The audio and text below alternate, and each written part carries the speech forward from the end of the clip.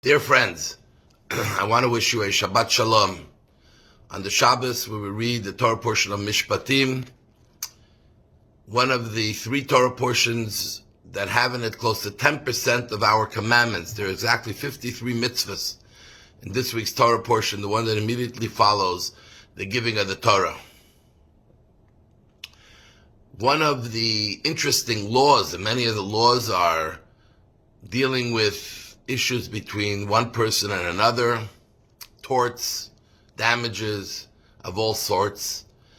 And we find that the Torah prescribes 5 types of payments that are made for one person who hurts another. So if you hurt someone else and you create some damage, or even if you don't, there is 5 different types of payments. One is obvious damages. If you cause damage, you cut a limb of a person, or you make them partially incapacitated, you have to pay damage for what you have done. Then you have to pay the doctor's bills to help them heal. Then you have to pay some kind of a wage while the person was not able to work because of your injury that you caused. Then you have to pay pain. And there was a way, some kind of monetary value they put to pain, different types of pain that may have happened during the damage. And then there is a 5th one.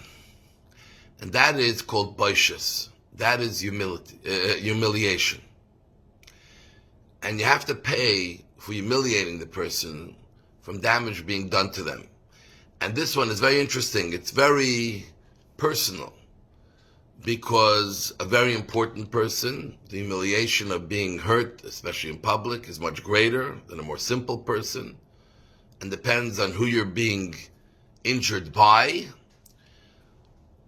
But the bottom line is, even though there's nothing tangible here in terms of the damage that happened to the person, but humiliation has a cost and cannot be excluded. And if you look at these 4 out of the 5 damages, they're all connected to the actual physical element of the damage and its after effects. The boshas, the humiliation, really represents something very different. It represents the soul level, the consciousness of the person. One of the differentiations between a human being and an animal is that humiliation is something that's very prevalent by human beings. We see ourselves, or those we interact with, how easy it is for someone to feel humiliated, how their face becomes red so quickly, how they feel so out of place. It's really the soul consciousness humiliation.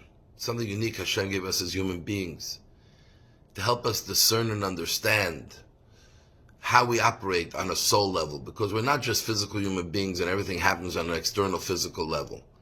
A big part of who we are is our consciousness, our soul level, and its expressions. And it has a tremendous power to lift us up, our spirit. When we feel strong about ourselves, confident, we get lifted up incredibly. And when we feel low by ourselves and small, we can shrivel up so quickly, destroy ourselves. And this is so important to recognize that in your interactions with other people, did you humiliate them? Did you create what the Talmud sometimes calls murder? Because when you humiliate someone, the redness in the face is blushing, is their blood rushing to their faces as if you've spilled blood. And just think about what we all witnessed yesterday.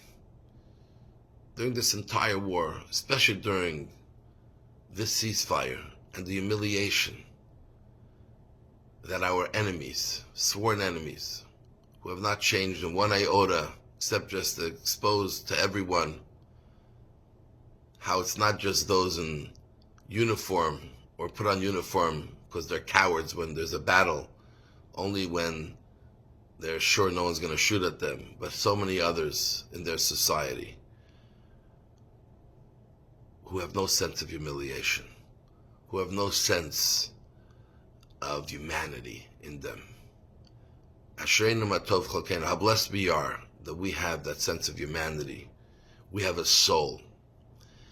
And in these situations, the Rebbe would always encourage, when we feel trying to be destroyed, not just our body, but our soul, we have to strengthen our soul. We have to make it powerful. We have to do things that express the soul of the Jewish people, and that is especially love of Hashem, love of others, do an extra act of kindness to someone, do an extra mitzvah in memory of those beautiful children that we've been praying for all this time to come home alive, and all the others who are still in hostage situation, and all those who gave their lives to protect our brothers and sisters in Israel. And may Hashem quickly avenge the blood of all those, and very quickly bring Mashiach and true peace to the world. So I want to wish you Shabbat Shalom. God bless you. We love you all. Candlelighting time, Montreal, 5:12 p.m.